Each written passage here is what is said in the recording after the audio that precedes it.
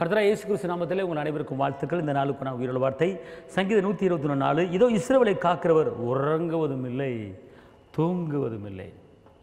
உங்களை காக்கிற இயேசு தூங்குறது கிடையாது, உறங்குவது கிடையாது. பெத்த தாய் கூட ஒரு நேரம் தூங்கிடும், பெத்த தாய்ப்பும் கூட ஒரு நேரம் தூங்கிடுவார். ஆனால் நம்முடைய தகப்பன் இஸ்ரவேலின் தேவன் தூங்குவது கிடையாது. பகலில் வெயிலாகிலும் இரவிலே நிலவாகிலும் நமக்கு சேதம் உண்டாத அளவுக்கு நம்மளை கண்காணிக்கிறவர், நம்ம மேலே கண்ணோக்கமாக இருக்கிறவர்.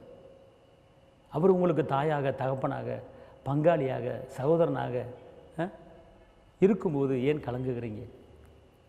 நம்முடைய இரட்சகர் இயேசு நம்மை காக்கிறவர். அவர் இரக்கத்தின் தெய்வம், அவர் வெற்றி வேந்தன், அவர் விடுதலை நாயகர், அனாது சிநேகித்தவர், பெயர் சொல்லி அழைத்தவர், அவர் பாவங்களை மன்னிக்கிறவர், நம்மளை ஒருபோதும் கைவிட மாட்டார். யார் உன்னை கைவிட்டாலும் நான் உன்னை கைவிட மாட்டேன் என்று வாக்கு பண்ணியிருக்கிறார். அதனால் அவர் தூங்காமல் உங்களை பாதுகாத்து கொண்டு இருக்கிறாரு. பயமாக இருக்குன்னு சொல்கிறீங்களா? பயப்படாதீங்க. உங்களை காக்கிறவர் ஒரு உண்டு, உங்களை பாதுகாக்கிற ஒரு உண்டு. அவர் தூங்குவதில்லை, அவர் உறங்குவதில்லை. இரவும் பகலும் உங்கள் மேலே கண்ணோக்கமாக இருக்கிறார். இரவும் பகலும் உங்களை பாதுகாத்து கொண்டு இருக்கிறார்.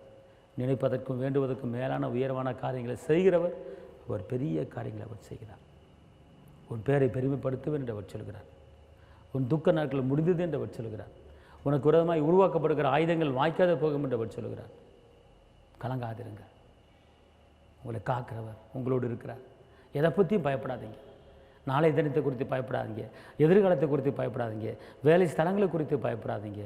கர்த்தர் உங்களோடு இருந்து உங்களுக்காக யுத்தம் பண்ணி உங்களுக்காக வழக்காடி உங்களை கொண்டு பெரிய காரியங்களை அவர் செய்ய போகிறார். உங்களுக்காக நான் செபிக்கிறேன். தகப்பன இயேசுவே, உண்மை நன்றி உள்ளத்தோடு துதிக்கிறேன், ஸ்தோத்திரிக்கிறேன். இந்த நிகழ்ச்சியை பார்க்குற ஒவ்வொருவருக்கும் உங்களுடைய பாதுகாப்பு, உங்களுடைய கிருபை, உங்களுடைய பலன், உங்களுடைய வல்லமை கடந்து வரட்டும். நினைப்பதற்கும் வேண்டுவதற்கும் மேலான உயரமான காரியங்களை செய்யுங்க.